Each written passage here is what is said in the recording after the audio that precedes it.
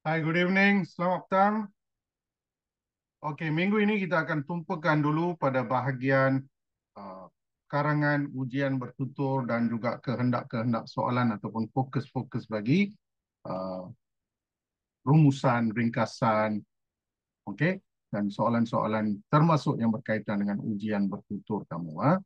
Okey, ini topiknya. Katakan topik yang kita nak fokus hari ini ialah kemalangan jalan raya atau kecelakaan di jalan raya. Nak kata tragedi di jalan raya pun boleh.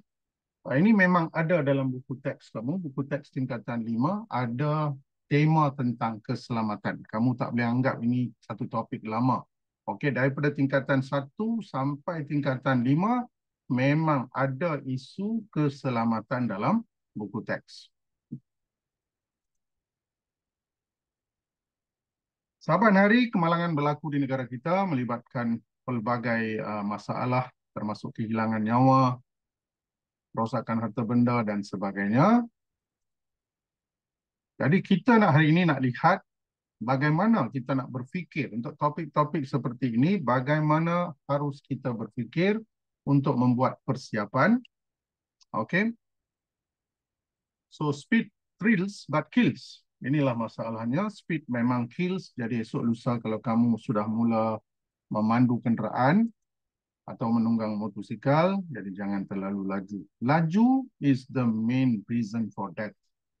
Kemalangan boleh berlaku kalau kamu bawa perlahan, tak terlalu laju, tidak akan ada kecederaan parah ataupun kematian. Tapi kalau laju memang teruklah. Keadaannya teruk. Banyak orang tidak tahu sebenarnya, banyak orang tidak tahu kesan apabila berlakunya kemalangan itu. Banyak orang tidak tahu, belum faham apa itu emergency brake sehinggalah dia brake. Banyak orang tak tahu sebenarnya what is really an emergency brake. They don't know until they go through the experience. Sometimes it becomes too late. Okay, so no speeding. Okay, okay, kamu boleh screenshot perkara yang kita nak bincangkan di sini. Okay, untuk semua topik, cikgu berikan pelbagai thinking tools kepada kamu. Thinking tools ni memang ada banyak. Kamu juga boleh tonton video-video dalam YouTube dan baiki your thinking abilities and skills. Okay? Ada banyak thinking tools. Memang ada banyak jenis. Saya sendiri masih gunakan. Saya belajar ni ketika di universiti. Saya masih gunakan PMI plus minus interesting. Before making a decision, you can list down all the plus points, all the minus points, and all the interesting points. Interesting means it's not plus, it's not minus. It's part of it, it's there. Let's say you decide, I want to become a lawyer. So you list down all the plus of becoming a lawyer, all the minus of becoming a lawyer, okay? And all the interesting things. Interesting, like maybe one day you'll end up being a politician and go to parliament. Okay, that's interesting. Being a lawyer in Malaysia, kamu boleh tengok banyak lawyer, banyak ahli parlimen, banyak menteri kita yang pendidikan mereka adalah dalam bidang undang-undang. So this is PMI, very useful, very useful. And normally you should do it like you're doing for somebody else. Let's say your friend say, I want to become a lawyer. And you like you are doing for your friend. Then you'll be more honest lah. Okay? Lebih terbuka pemikiran kamu untuk mencari yang baik, yang buruk. Ini PMI mengelakkan kamu membuat keputusan secara emosional. See, decision making cannot be based on emotion, although most of the time it is. Like you buy your first house, your first car, you fall in love. Okay, all these emotional decisions. You cannot bring logic there. Very emotional, but PMI helps you. Macam ni ada banyak thinking tools. Dalam kelas cikgu sendiri, cikgu ajar kamu pelbagai teknik yang kreatif untuk membantu kamu meletakkan kamu di hadapan pelajar-pelajar lain dalam keadaan yang tertekan macam dalam peperiksaan. Okay, we learn what? Unique writing techniques. In our class, we always learn unique writing techniques. Teknik-teknik yang saya mengajar lebih 2-3 dekad terbukti berkesan. It's not something that doesn't work. It has worked for thousands of students. So you just have to apply.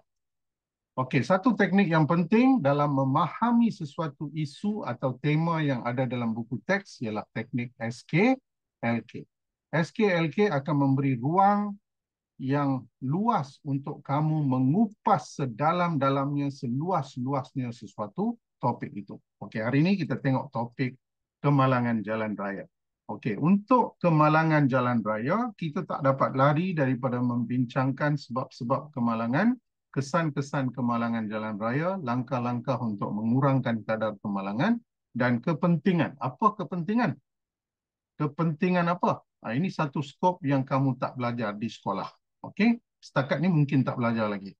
Yang kamu tahu ialah sebab, kesan, langkah. Tapi dalam peperiksaan, terutamanya dalam bahagian ringkasan, rumusan, ulasan, ataupun dalam ujian bertutur, ada soalan tentang kepentingan. Okey, kamu boleh tulis ataupun boleh screenshot nanti. Okey, saya bagi 2 minit kamu carikan topik kemalangan jalan raya, buatkan SKLK, sebab-sebab kemalangan jalan raya, kesan-kesan kemalangan jalan raya, langkah-langkah mengurangkan kemalangan jalan raya, dan kepentingan jalan raya yang selamat. Ini satu skop yang baru. Skop macam inilah yang ada dalam soalan-soalan seperti ringkasan tingkatan 1, 2, 3 dan ulasan, rumusan tingkatan 4, tingkatan 5.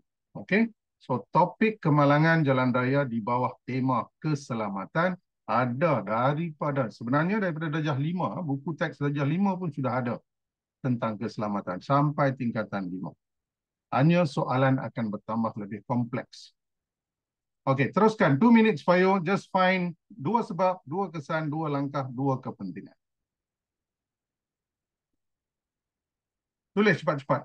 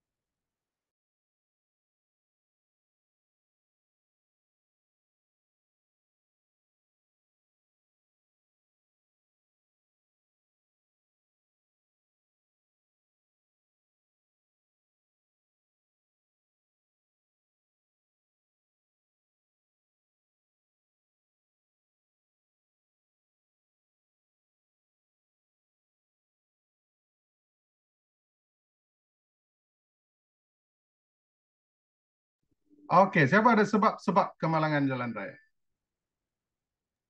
Ya. Ya, Syakti, apa sebab kemalangan banyak berlaku di negara kita? Memandu kenderaan melebihi had laju. Melebihi had laju yang ditetapkan. Okey, lagi Memandu kenderaan dalam keadaan mabuk. memandu kenderaan dalam keadaan mabuk. Okey, ada lagi? Maksud. Okey. Jadi sekarang mari kita tengok dulu sebab-sebab. Kita fokus dulu sebab-sebab kemalangan jalan raya. Okey, 90% kemalangan jalan raya berlaku kerana apa?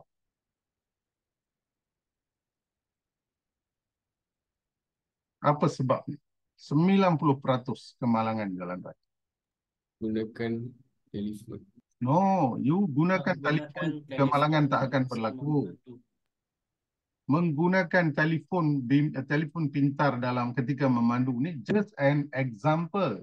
Macam memandu dalam keadaan mabuk is an example, contoh. Macam memandu dalam keadaan letih is an example. Tapi isi apa? Jangan bagi contoh, saya nak point dulu.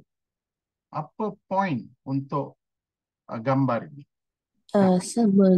Menghubungi seseorang apabila memandu. Salah. Saya dah kata, don't talk about telephone here. Cuai. Don't. Yes? Cuai. Siapa kata cuai?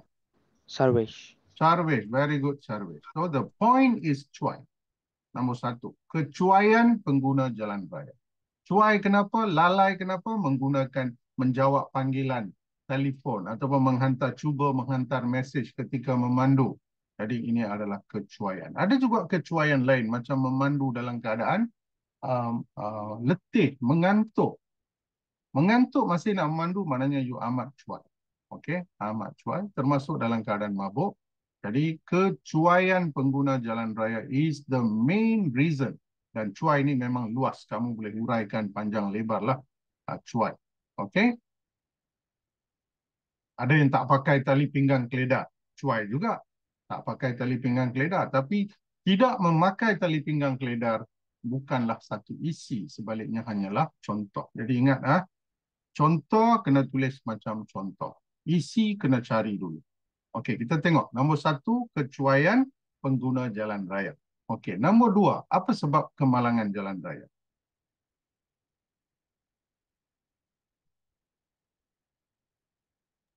Pasal Yap, berpandu kenderaan dengan laju. laju ke? You see the picture, you see laju ke? Keadaan Laju jalan je. raya dah Jalan yang tergelincir. Ya. Isi kedua, isi. keadaan jalan raya yang tidak baik. Okey, keadaan jalan raya. Tengok keadaan jalan raya yang berlubang ni. Okey, lubang ni berapa dalam kamu tak tahu. Kamu menunggang motosikal katakan. Dengan kelajuan 60 km sejam. 60 km an hour ni. Motosikal, kamu sampai dekat lubang ni, you will start flying on the roads. Okay? So that's what will happen to you. So ini adalah keadaan jalan raya yang berbahaya. The roads itself is not safe to use. So isi kedua kita ialah keadaan jalan raya. Isi pertama ialah kecuaian. Ingat, kita mesti ada isi dulu. Dalam rumusan, nak cari fokus rumusan pun isi penting. Dalam karangan pun isi penting. Dalam ujian bertutur pun isi dulu. Okey, nombor 3. Siapa boleh jawab? Sir, Ya, if the jalan raya tidak baik pulih, what the word for the jalan raya? what? What the word for the jalan raya berlubang ya? So saya dah bagi keadaan jalan raya yang berbahaya. Nanti kamu bagi contoh keadaan jalan raya yang berlubang. Berlubang ni contoh. Okey? Tapi isi ialah keadaan jalan raya yang berbahaya. Ada selekoh yang berbahaya. Ada jalan raya kawasannya tidak ada lampu jalan. Waktu malam tak ada lampu. Banyak berlaku kemalangan. Okey. Yang ini pula apa isinya? Kereta yang tidak selenggara. Kereta tidak diselenggara. Bagus. Kereta tidak diselenggara. Okey. Tayar botak tu contoh. Okey. Isi yang benar sebenarnya adalah keadaan kenderaan yang tidak selamat untuk digunakan. Keadaan kenderaan itu sendiri tidak selamat untuk digunakan yang boleh menyebabkan kemalangan. Macam kereta tidak diservis ataupun diselenggara. Keadaan tayar yang botak, brek tak makan. Orang tak jaga semua ni, kenderaan dia tak jaga ataupun dipinjam kenderaan orang lain. Kebanyakan kemalangan juga melibatkan kenderaan yang dipinjam. Okay, you borrow from your friend but you don't know properly the condition of the kenderaan. Jadi ini masalah seterusnya. Okey, satu lagi. Apakah punca kemalangan jalan raya? Keadaan cuaca yang teruk. Bagus. Seterusnya, isi seterusnya, tengok kita dapat isi yang keempat ialah keadaan cuaca yang buruk.